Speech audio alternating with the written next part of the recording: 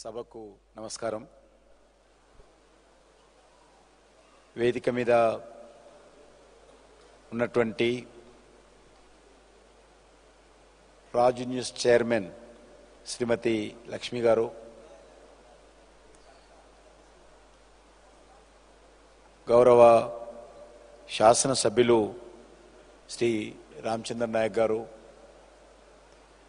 గౌరవ శాసన మండలి సభ్యులు బల్మురి వెంకట్ గారు, రాజు న్యూస్ బిజినెస్ అవార్డు సంబంధించినటువంటి కార్యక్రమంలో పాల్గొంటున్నటువంటి బిజినెస్ ప్రముఖులు, మీడియా రంగానికి సంబంధించినటువంటి విశిష్టమైనటువంటి వ్యక్తులందరికీ నమస్కారం. ఈరోజు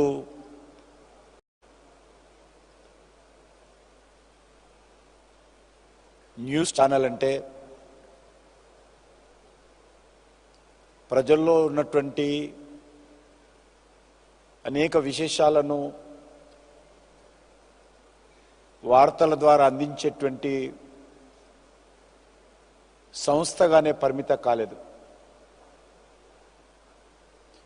ప్రజాస్వామ్య వ్యవస్థలో 4వ స్తంభంగా పిలువబడేటువంటి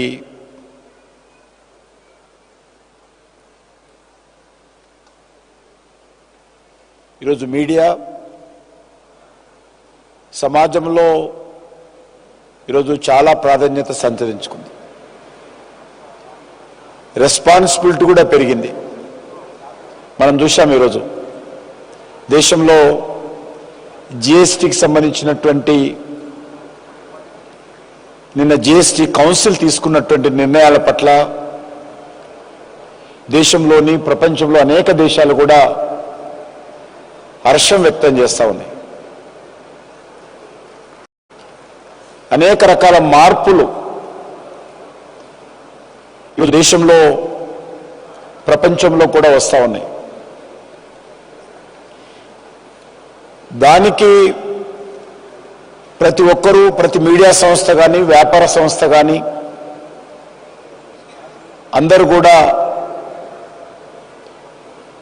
కీలక పాత్ర పోషిస్తున్నారు. మనకందరికీ తెలుసు, అనేక సంవత్సరాల పాటు మనలా పరిపాలించినటువంటి దేశము, అనేక అవమానాలను, అవహేళనలు చేసినటువంటి దేశము,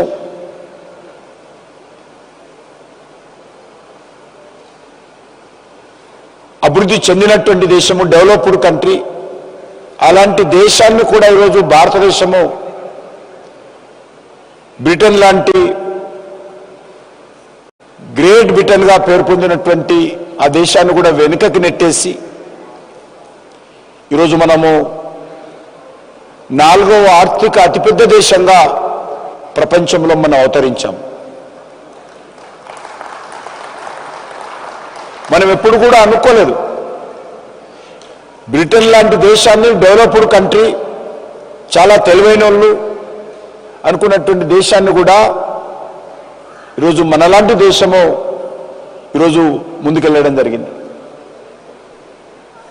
మనకందరికీ తెలిసి ఈరోజు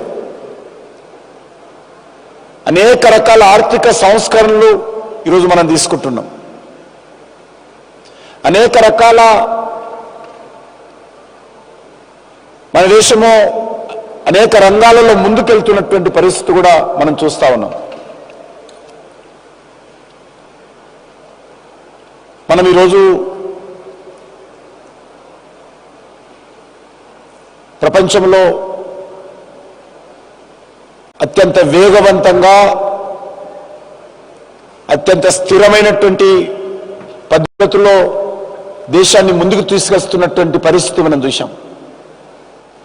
చూస్తా ఉన్నాం. త్వరలోనే మనం అనుకుంటున్నాం 3వ ఆర్థిక అతిపెద్ద దేశంగా ఎదగాలని. డిజిటల్ ట్రాన్సాక్షన్స్ వచ్చినప్పుడు భారతదేశం ఏంటి, డిజిటల్ ట్రాన్సాక్షన్ ఏంటి, వీళ్ళ దగ్గర ప్రజల దగ్గర డిజిటల్ ఎక్విప్మెంట్స్ ఉన్నాయా, అసలు వీళ్ళకు ఇంటర్నెట్ ఉందా, వైఫై ఉందా, అసలు వీళ్ళకు ఆ డిజిటల్ ట్రాన్సాక్షన్ చేసేటువంటి విధానం భారతదేశంలో తెలుస్తుందా అనే అనేక మంది ప్రపంచంలో మన దేశంలో కూడా అవహేళన చేశారు. ఈరోజు మనం పరిస్థితి చూస్తే ప్రపంచంలోనే అతిపెద్ద డిజిటల్ ట్రాన్సాక్షన్ చేసినటువంటి నెంబర్ 1 దేశంగా ఈరోజు భారతదేశం అవతరించింది. ఈరోజు మనము బస్తీలో పోయినా, కూరగాయల దుకాణానికి వెళ్ళినా, పాన్ డబ్బాకి వెళ్ళినా, చిన్న చిన్న టాయ్స్ దుకాణానికి వెళ్ళినా, తోపుడు బళ్ళ మీదకి వెళ్ళినా, టీ వ్యాపారం చేసుకున్న దగ్గరికి వెళ్ళినా, ఇడ్లీ తోపుడు బండి తిన్నా కూడా మన దగ్గర ఫోన్పే ఉన్నది. అసలు చాలా మంది డబ్బులు జేబులో పెట్టుకోవడం లేదు, ఇండియాలో మర్చిపోతున్నారు.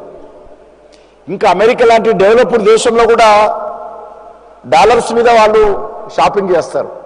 కానీ మనలాంటి దేశంలో కూడా ఈరోజు చాలా పెద్ద ఎత్తున తక్కువ సమయంలో ఈరోజు మార్పు వచ్చింది. అందుకే అనేక దేశాలు, చైనా లాంటి దేశంలో చూసినప్పుడు కూడా భారతదేశము డిజిటల్ ట్రాన్సాక్షన్లో ఈరోజు మనము నెంబర్ 1 ఉన్నాం. ఎందుకు చెప్తా ఉన్నానంటే ఈరోజు బిజినెస్ అనేటువంటిది ఒక ప్రభుత్వమో లేక ఒక వ్యాపార సంస్థనో చేస్తేనే దేశం ముందుకెళ్ళదు. అందరం కూడా మన దేశాన్ని ముందుకు తీసుకెళ్లాలంటే రాజ్ న్యూస్ లాంటి సంస్థ చేపట్టినటువంటి బిజినెస్ అవార్డ్స్ ఏవైతే ఉన్నాయో అందరం కూడా ఇందులో కూడా కీలక పాత్ర పోషించాల్సిన అవసరం ఉంది. ఈరోజు మనం అనుకుంటున్నాం మన తర్వాత వచ్చినటువంటి అనేక దేశాలు వికసిత్ భారత్ అంటే డెవలప్డ్ కంట్రీగా మారిపోయాయి. మన దేశం ఇంకా ఆ దిశలో మనం ఆలోచన చేయలేదు. 78 సంవత్సరాలు అయిపోయింది,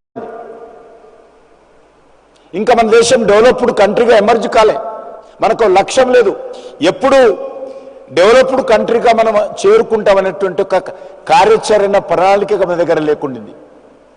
అందుకే ఈరోజు ఒక యాక్షన్ ప్లాన్, చేరతామా చేరమా, అందుకుంటామా అందుకోమా, మనము 2047లో దేశం ఒక డెవలప్డ్ కంట్రీగా ఎమర్జ్ అవుతుందా కాదా అది పక్కన పెడితే మనకంటూ ఒక లక్ష్యం ఉండాలి, మనకంటూ ఒక కార్యాచరణ ప్రణాళిక ఉండాలి, మనకంటూ ఒక మోటివేషన్ ఉండాలి.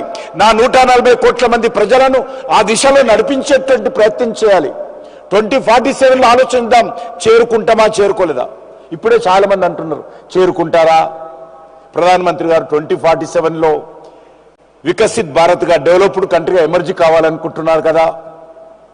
ఓకే, 2047లో లక్ష్యం పెట్టుకోము, ఎప్పుడు పెట్టుకుందాం మరి? ఇంకొక 75 సంవత్సరాలు చూద్దామా, వెయిట్ చూద్దామా? అందుకే మన దేశానికి స్వాతంత్రం వచ్చి 100 సంవత్సరాలు జరుపుకోబోయేటువంటి 2047లో మన దేశం కూడా ప్రపంచ దేశాల్లో ఉన్నటువంటి డెవలప్డ్ కంట్రీస్ సరసన మన దేశం కూడా నిలబడాలనేటువంటి ఒక లక్ష్యం ఏదైతే మనందరం పెట్టుకున్నామో ప్రధానమంత్రి గారి దిశతోటి, దాంట్లో ఈ రకమైనటువంటి కార్యక్రమాలు 2047లో దేశం డెవలప్డ్ కంట్రీగా ఎమర్జ్ కావడం కోసం ఏదైతే టార్గెట్ ఉందో ఆ టార్గెట్ని చేరుకోవాలంటే ఒక కేంద్ర ప్రభుత్వమో, ఒక రాష్ట్ర ప్రభుత్వమో, ఒక ప్రధానమంత్రి గారు విజన్తో, ఆకాంక్షతో నెరవేరదు. ఈ దేశంలో ఉన్నటువంటి 140 కోట్ల మంది ప్రజలు కూడా, అది ఉద్యోగస్తుడు కావచ్చు, వ్యాపారస్తుడు కావచ్చు, ఒక టీవీ మేనేజ్మెంట్ కావచ్చు, ఒక టీవీలో పనిచేసేటువంటి రిపోర్టర్ కావచ్చు, యాంకర్ కావచ్చు, ప్రతి ఒక్క వ్యక్తి కూడా ఎస్ నా దేశం డెవలప్డ్ కంట్రీగా ఎమర్జ్ కావాలి, దేశంలో ఉన్నటువంటి పేదరికం పోవాలి, దేశంలో ఉన్నటువంటి వాళ్ళందరికీ ఉద్యోగాలు కల్పించాలి, దేశంలో మౌలిక వసతులు రావాలి, జాతీయ రహదారులు ఉండాలి, ఎయిర్పోర్ట్లు ఉండాలి, పోర్ట్లు ఉండాలి, రైల్వే స్టేషన్లు డెవలప్ కావాలి, విద్య అందుబాటులో ఉండాలి, వైద్యం అందుబాటులో ఉండాలి, నా దేశం కూడా ఒక డెవలప్డ్ కంట్రీగా ఎమర్జ్ కావాలని ఈ దేశంలో 140 కోట్ల మంది ప్రజలు అనుకుంటే మనలాంటి దేశంలో సాధించలేము అనేటువంటిది ఉండదు. కానీ ఆ దిశలో దేశ ప్రజలను మనం నడిపించేటువంటి ప్రయత్నం చేయాలి. ఆ దిశలో ఈరోజు ప్రధానమంత్రి గారు చేస్తున్నటువంటి ఆలోచనకు అందరూ కూడా తోడై అండగా రాజకీయాలకు అతీతంగా ఇది నా దేశము, నా దేశ ప్రజలు, నా దేశం కూడా డెవలప్డ్ కంట్రీ కావాలి, ప్రపంచ దేశాల ముందు అప్పడగడం కాదు, ప్రపంచ దేశాలకు అప్పిచ్చే స్థాయికి భారతదేశం ఎదగాలనేటువంటి లక్ష్యంతో ముందుకెళ్ళాలి. దానికి ఇలాంటి కార్యక్రమాలు కూడా తోడవుతాయని చెప్పి భావిస్తున్నాం. మనకందరూ తెలిసి ఒక్క విషయం చెప్పి ముగిస్తాను. మనకు వ్యాక్సిన్ కరోనా వచ్చినప్పుడు వ్యాక్సిన్ అవసరం. చాలా విషయాలు చెప్పాలనుకున్నా కానీ సమయం తక్కువ ఉంది కాబట్టి చెప్పను. వ్యాక్సిన్ వచ్చినప్పుడు అవసరం ఉన్నప్పుడు అనేక సార్లు మనం ఇతర దేశాల మీద డిపెండ్ అయ్యేటువంటి వాళ్ళం. కరోనా వచ్చినప్పుడు ఒక్కసారి మనం తిరిగి చూసుకున్నాం, మన దగ్గర పీపీ కిట్ ఇంపోర్ట్ చేసుకున్నటువంటి వాళ్ళం. మనము ఆక్సిజన్ కాన్సన్ట్రేటర్స్ ఇంపోర్ట్ చేసుకున్నటువంటి వాళ్ళం. అన్ని రకాల వ్యాక్సిన్స్ ఇంపోర్ట్ చేసుకున్నటువంటి వాళ్ళం. ఆ రోజు కరోనా ప్రపంచమంతా వచ్చింది. నా దేశంలో ఉన్నటువంటి 140 కోట్ల మంది ప్రజలకు ఏ దేశం కూడా వ్యాక్సిన్ ఇచ్చేటువంటి పరిస్థితి లేకుండినప్పుడు, ఇవ్వాలనుకున్నప్పుడు కూడా మనం ఎవరితోటైనా ఎంఓఈ చేసుకున్నప్పుడు కూడా ఆ దేశంలో పరిశ్రమలు పనిచేసేటువంటి పరిస్థితి లేదు. అన్ని రకాలుగా వ్యవస్థ స్తంభించింది. ఒక డాక్టర్ ఉంటే ఇంటికి భర్త డాక్టర్ అయితే భార్య కూడా ఇంటికి రానిచ్చే పరిస్థితి లేకుండింది. పరిశ్రమలన్నీ మూతపడ్డాయి. అలాంటి పరిస్థితుల్లో మనము ప్రపంచ దేశాల మీద ఆధారపడకుండా నా 140 కోట్ల మంది ప్రజలకు కావాల్సినటువంటి వ్యాక్సిన్ ప్రాణాలు కాపాడడం కోసం మన శాస్త్రజ్ఞులు మన హైదరాబాద్ లాంటి నగరంలో వ్యాక్సిన్ కనుగొన్నాము. ఒక ప్రధానమంత్రి గారు స్వయంగా బేగంపేట ఎయిర్పోర్ట్లో దిగి భారత్ బయోటెక్ అనే కంపెనీలో 8 గంటల పాటు గడిపాడు వ్యాక్సిన్ కోసం.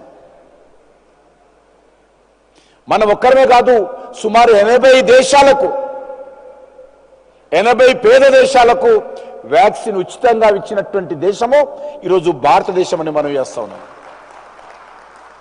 మన దేశంలో కూడా మొదటిసారి, సెకండ్ టైం, థర్డ్ టైం కూడా ఫ్రీగా ఇచ్చినటువంటి పరిస్థితి ఉన్నది. అంటే అనుకుంటే,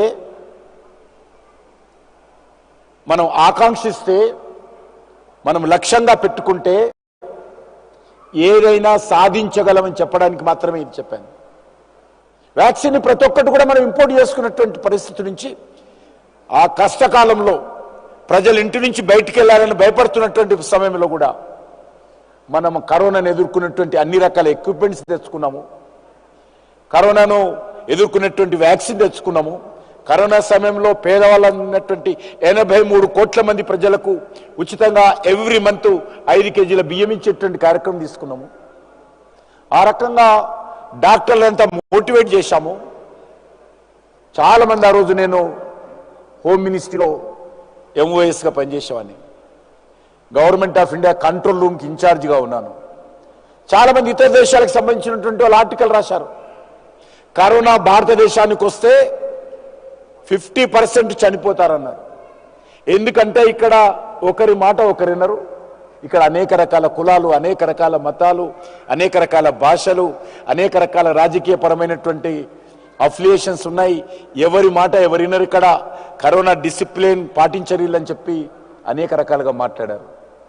కానీ ఆ రోజు మనం అందరం కూడా ఐక్యత ప్రదర్శించి కరోనాను ఎదుర్కొన్నాం. అందుకే నేను చెప్పేది ఏంటంటే, భారతదేశ ప్రజలు అనుకుంటే మనము ప్రపంచాన్ని శాసించేటువంటి పరిస్థితి ఎంతో దూరంలో లేదు. మన యువత ఈరోజు ప్రపంచంలోనే అతిపెద్ద పాపులేషన్. మనం ప్రపంచంలోనే అతిపెద్ద యూత్ పాపులేషన్లో వీఆర్ నెంబర్ 1.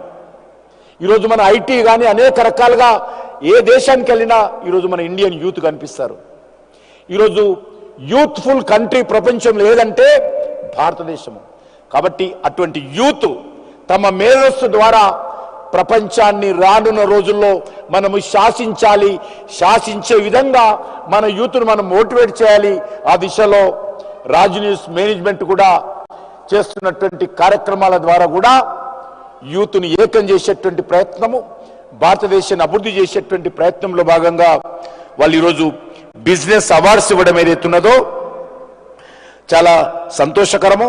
నేను ప్రత్యేకంగా రాజ్ న్యూస్ మేనేజ్మెంట్కు మరి ప్రత్యేకంగా శ్రీమతి లక్ష్మీరావు గారికి నేను మనస్ఫూర్తిగా అభినందన తెలియజేస్తా ఉన్నాను.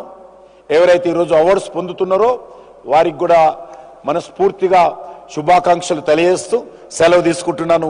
జై హింద్, భారత్ మాతాకి జై. Thank you very much, sir. Sir rightly mentioned that there are so many things. If he has a time, he would definitely quote. So out of everything you said, I have two things to really appreciate. One thing is the UPI. When we go to other countries, no such provision is there and we feel India is great, really. This feature everyone is using. Raise your hands if you're using the UPI. In any other country, is it there? No, it's only us. So we have this privilege and honor. Second thing which you said, sir, about the vaccine, I have personally got the opportunity to visit the ICMR event. It was fantastic and all the doctors said, we are proud that we are from India. Can we give a round of applause? One day! Thank you very much. Thank you so much everyone for being proud Indians and thank you, sir. And now without being any further delay, we start with the business